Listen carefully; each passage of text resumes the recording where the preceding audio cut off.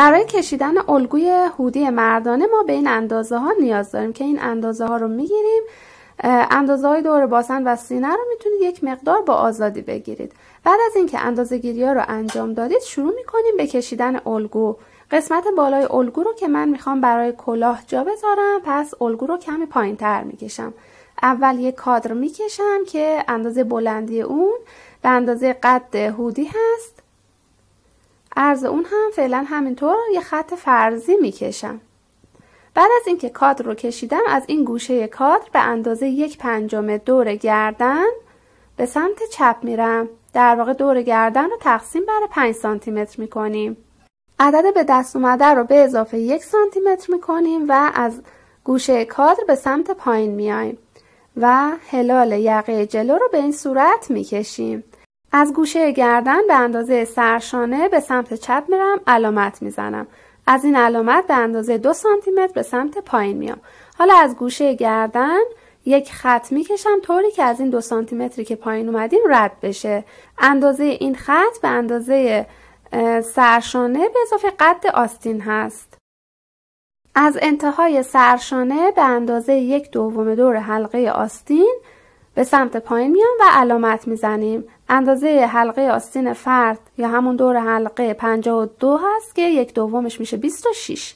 روی این علامتی که زدم میخوام خط سینه رو بکشم که اندازه خط سینه برابر هست با 1/4 سینه به اضافه 3 تا 5 سانت آزادی. دور سینه رو تقسیم بر 4 میکنید. بعد که تقسیم کردید بهش آزادی میدید و یک خط به این صورت میکشید. اندازه خط باسن رو هم باید به دست بیاریم که برابر هست با 1/4 باسن به اضافه 5 سانتی متر آزادی. خط باسن رو دیگه در انتهای این خطی که برای بلندی قد هودی کشیدیم باید به این صورت بکشیم. حالا خط سینه و خط باسن رو به این صورت به هم وصل میکنیم. برای دور مچ هم باید یک خط کاملا عمود بر خط بالا بکشیم که اندازه این خط برابر هست با دور مچ تقسیم بر 2 به اضافه مقدار آزادی مورد نظر که میتونه بین 5 تا 15 سانتی متر باشه. اینجا من 8 سانتی متر آزادی میدم. یه خط کاملا عمود بر خط بالا که کشیدم به سمت پایین میکشم و اینجا کاملا گونیاست. خب حالا باید از خط سینه به اندازه 10 سانتی متر به سمت پایین بیایم و این رو به صورت هلال به پایین آستین وصل کنیم. به این صورت الگوی بالا تنه جلو کشیده شد. اگر دوست داشته باشید که آستینتون برش دار باشه، تقریبا همون قسمت های بازوی آستین ما یک خط عمود میکشیم تا پایین آستین و این خط برش میخوره که در قسمت آستین برش دار میشه. خب الگوی بالاتنه جلو کشیده شد. الگوی بالاتنه پشت رو هم روی همین میکشیم. تنها تفاوتش در قسمت یقه هست. از گوشه کادر به اندازه 3 سانتی متر به سمت پایین اومدم و به گوشه سرشانه وصل کردم. این هم از الگوی بالاتنه پشت. حالا قسمت بالای الگو رو من میخوام کلاه طراحی کنم که با رنگ دیگه طراحی میکنم که کاملا متوجه بشید. عرض کادری که برای کلاه میخوایم بکشیم بین 25 تا 30 سانتی متر باید باشه. اندازه ارتفاع کلاه هم میتونه بین 35 تا 40 سانتی متر باشه. حالا کادرمون رو کامل میکنیم. باید اندازه یقه پشت رو بگیریم هر چقدر که بود. در قسمت بالای بالاتنه به این صورت طراحی بشه. این از یقه پشت لباس. از قسمت بالا سمت چپ کادر به اندازه 10 سانتی متر به سمت پایین میام. به اندازه 10 سانتی متر به سمت راست میرم. از سمت راست بالای کادر به اندازه 1 سانتی متر پایین میام. به اندازه 2 سانتی متر میرم به سمت بیرون و از اینجا به یقه پشت وصل میکنم. در واقع باید صفر بشه به یقه پشت. حالا از این 1 سانتی متری که به سمت پایین اومدین به صورت هلال وصل میکنم به این علامت اول. علامت اول رو به علامت دوم و از علامت دوم به صورت صاف یا به صورت هلال به یقه پشت وصل میشه. اگر دوست داشته باشید میتونید پشت کلاه رو کمی به صورت هلال طراحی کنید. خب طراحی کلاه هم تمام شد. حالا باید اول از الگوی پشت کپی بردارم. بعد از اینکه الگوی پشت رو کپی کردیم دور تا دورش رو میچینم و به این صورت الگوی پشت آماده است. دور تا دور الگوی جلو رو هم میچینم. و در نهایت دور تا دور کلاه رو هم میچینم و کار طراحی الگو و برش الگوی هودی مردانه تمام شد. شما از همین الگو برای هودی زنانه هم میتونید استفاده کنید. آستین رو هم از خطی که مشخص کردم برش میزنم و فقط به یکی از آستینا احتیاج داریم.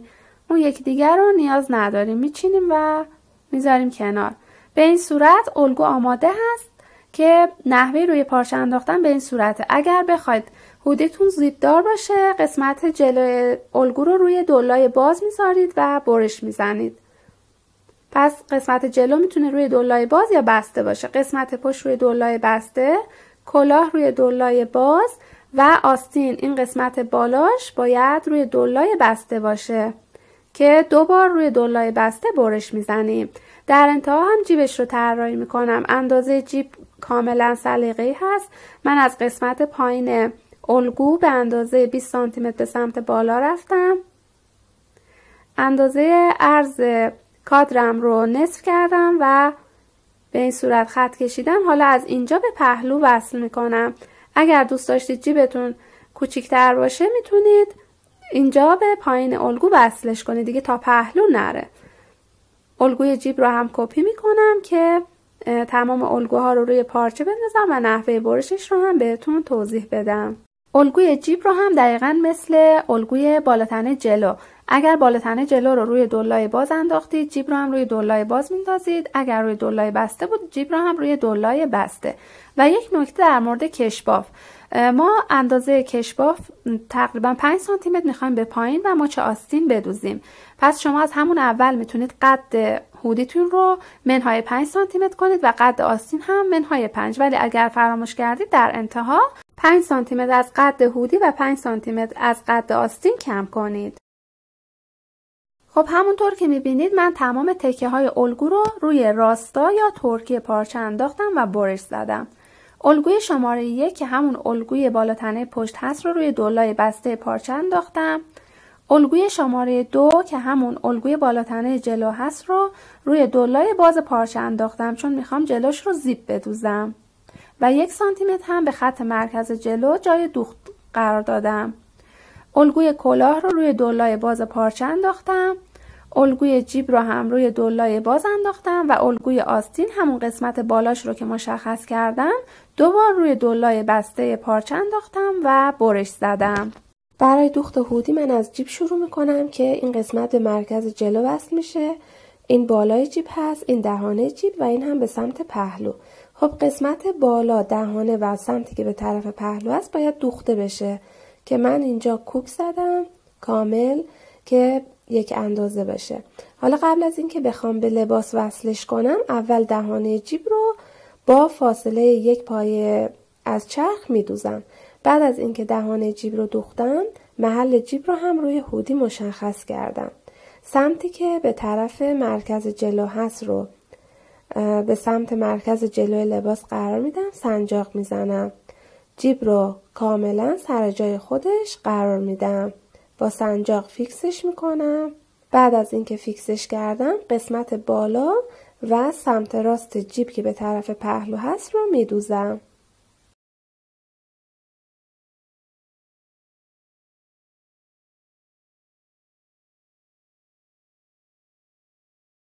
و همونطور که میبینید فقط دهانه جیب باز میمونه.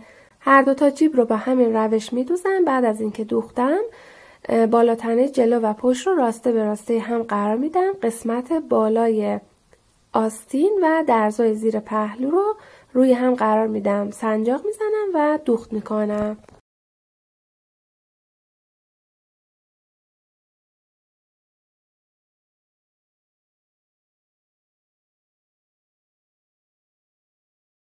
زیر حلقه آستین که به صورت هلال دوخته شده رو چند تا چرت میزنیم که راحت تر برگرده به سمت رو و چروک نباشه. قسمت بالای آستین رو هم میدوزم. سردوز میزنم. اتو میزنم که ادامه کار انجام بدم.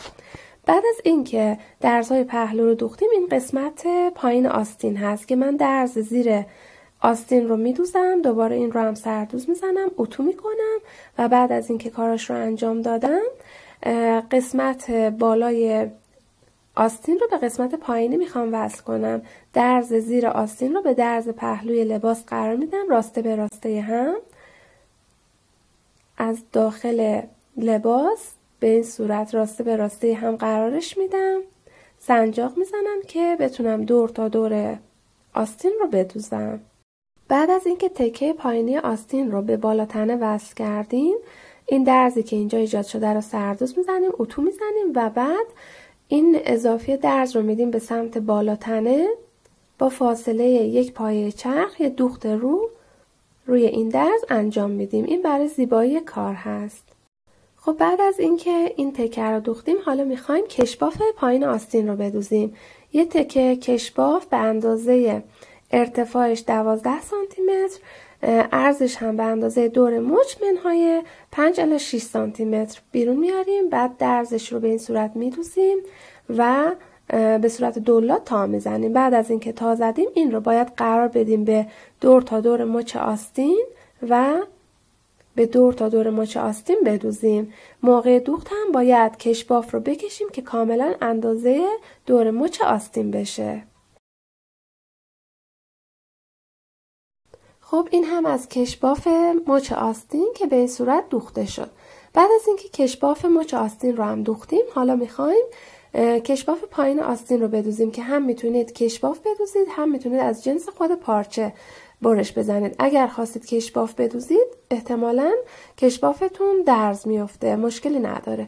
ارتفاعش به اندازه 12 سانتی متر، عرضش هم شما اندازه قسمت پایین لباستون رو میگیرید، هر چقدر که بود منهای 20 تا 30 سانتش میکنید و کشباف رو به این اندازه که گفتم برش میزنید. بعد از اینکه برش زدید، کشباف رو قرار میدید قسمت پایین لباس و فقط یک طرفش رو به دور تا دور پایین لباس میدوزید.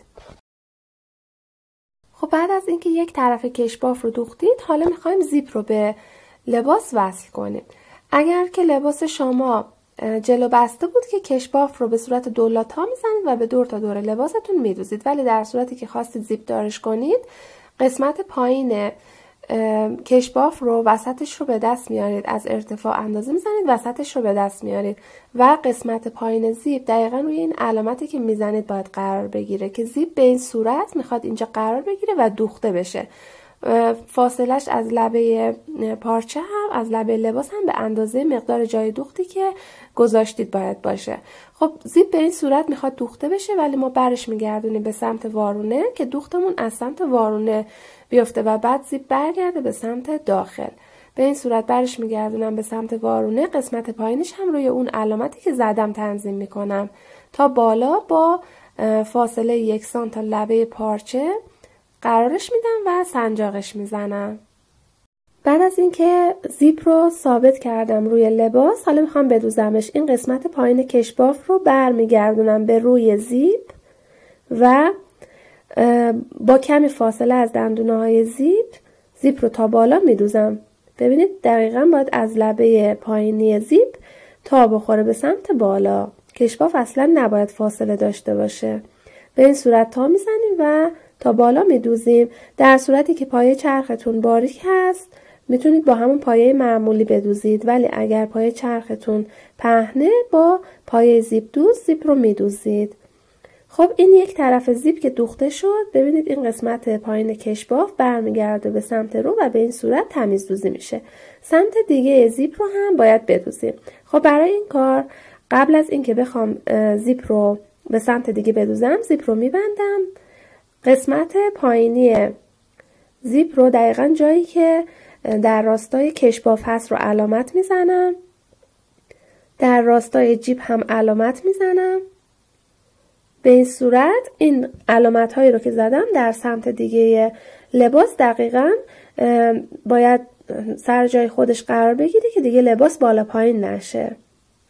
خب حالا بعد از اینکه علامت ها رو زدم، زیپ رو باز میکنم. این علامت هایی که زده شده رو دقیقاً سر جای خودش قرار میدم. برای اینکه راحت‌تر سمت دیگه زیپ رو بدوزیم باید لباس رو برگردونیم به سمت وارونه. بعد از اینکه برش گردوندم به سمت وارونه، قسمت پایینی زیپ رو دقیقاً روی همون علامت اولی که زدم قرار میدم و سنجاق میزنم. قسمت بالایی که علامت زدم رو دقیقاً در راستای کشباف و قسمت بالایی رو در راستای جیب قرار میدم، سنجاق میزنم. بعد از اینکه سنجاق زدم سمت دیگه زیپ رو هم از سمت وارونه لباس میدوزم. این طرف زیپ رو از بالا شروع میکنم به دوخت تا میرسه به پایین و قبل از اینکه به پایین برسیم دوباره قسمت پایینی کشباف رو تا میزنیم بالا و دوختمون رو تا آخر ادامه میدیم. به این صورت هر دو طرف زیپ دوخته میشه. بعد از اینکه زیپ رو دوختیم باید این قسمت پایینی کشباف رو قرار بدیم روی درز، با سردوز یا با دوخت به اینجا وصلش کنیم. اینجا رو هم دوباره باید بکشیم که کاملا اندازه قسمت پایینی بشه. برای دوخت کلاه هم باید قسمت بالای سر و پشت کلاه که به صورت هلال هست رو کامل بدوزیم تا جایی که میرسه به خط مرکز پشت. بعد از اینکه دوختیم سردوز میزنیم، اتو میزنیم. قسمت جلویی کلاه رو هم سردوز میزنم و به اندازه 1 سانتی متر تا میزنم به سمت داخل، یه دوخت روی اون میزنم و روی لباس هم که قسمت مرکز پشت رو مشخص کردم این درز رو دقیقاً قرار میدیم روی خطی که اینجا مشخص کردیم و دور تا دور کلاه رو به لباس وصل میکنم. بعد از اینکه سنجاق زدم دور تا دور کلاه رو میدوزم، دوباره سردوز میزنم، تمیزکاریش رو انجام میدم و در نهایت هم اگر دوست داشته باشید میتونید یک دوخت تزئینی با فاصله 1 پایه از چرخ دور تا دور کلاه بزنید. امیدوارم که این آموزش رو هم دوست داشته باشید. تا یه آموزش دیگه، خدا نگهدار.